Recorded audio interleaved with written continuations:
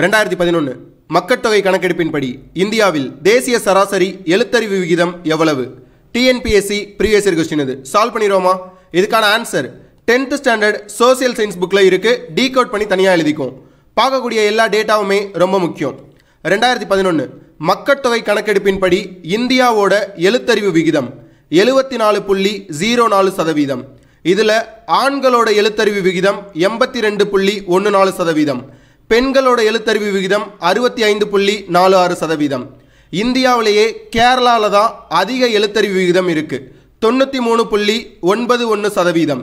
ரெண்டாவதா லட்சத்தீவுகள் 92.28%. இந்தியாவிலேயே எழுத்தறிவு விகிதம் கம்மியாக இருக்கக்கூடிய மாநிலம் பீகார் 63.82%. இந்த கேள்விக்கு சரியான பதில் ஆப்ஷன் ஏ 74.04%. பாஸ், உங்களுக்கான கேள்வி. கரெக்டான ஆன்சரை கமெண்ட்ல மென்ஷன் பண்ணுங்க. நிக்டோ ஏஎஸ் சப்ஸ்கிரைப் பண்ணுங்க. தேங்க்யூ.